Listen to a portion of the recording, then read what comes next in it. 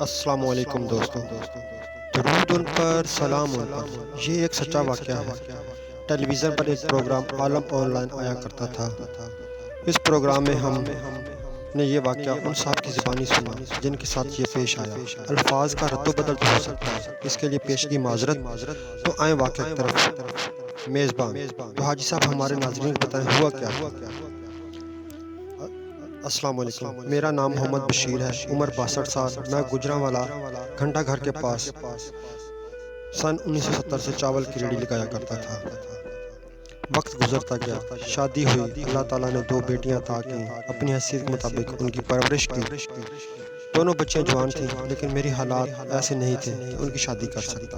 گھنٹہ گھر کے پاس ہی ایک مغل صاحب کی کپڑے کی دکان تھی۔ سن 2008 کی بات ہے۔ وہ میرے پاس آئے اور کہا، بشیر صاحب، مجھے اپنے دونوں بیٹوں کے لیے آپ کی 2 بیٹیوں کا رشتہ چاہیے۔ میرے لیے حیرت کی بات تھی، مجھ غریب پر یہ کرم کیسے؟ خیر، گھر جا کر بیوی سے مشورہ کیا ہم نے ہاں کر دی۔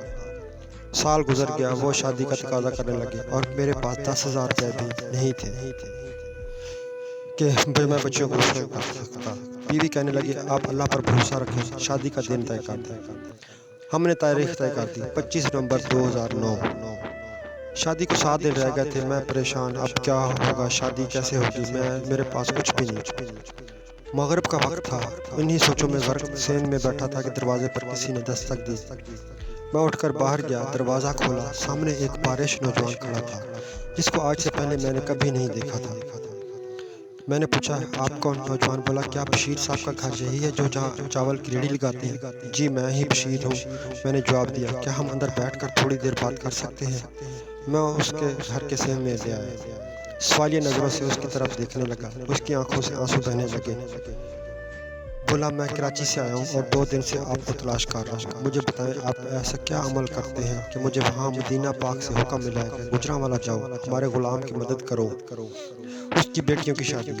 یہ سن کر میری دھاڑیں نکل گئیں۔ میں دھاڑیں مار مار کر رونے لگا۔ عرض کی، بیٹا میں تو بہت گنہگار ہوں۔ ہاں، پچھلے 45 سال سے بلا ناغہ سرکار صلی اللہ علیہ وسلم کی بارگاہ میں درود و سلام پڑھتا ہوں، اور تو کچھ نہیں میرے پاس۔ وہ نوجوان رونے لگا۔ بولا، جن پر آپ درود پڑھتے ہیں انہوں نے ہی مجھے بھیجا ہے۔ اس کے ہاتھ میں وہ بریف کیس تھا، وہ مجھے دیا، مجھے گلے سے لگایا، بنا اپنا نام پتہ بتائے مجھے مل کر رخصت ہو گیا۔ میں نہیں جانتا وہ کون تھا، کہاں سے آیا۔ بعد میں بریف کیس کھول کر دیکھا، اس میں 30 لاکھ روپے تھے اور ایک خط کہ آپ بچیوں کی شادی کریں۔ یہ مدد وہاں سے آئی۔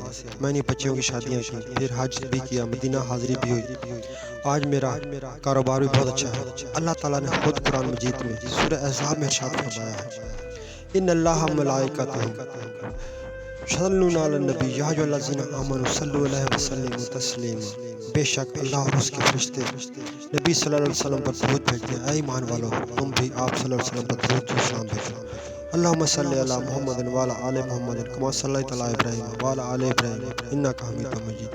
اللہم بارک علی محمد وعلی آل محمد کما بارکت علی ابراہیم وعلی آل ابراہیم انک حمید مجید۔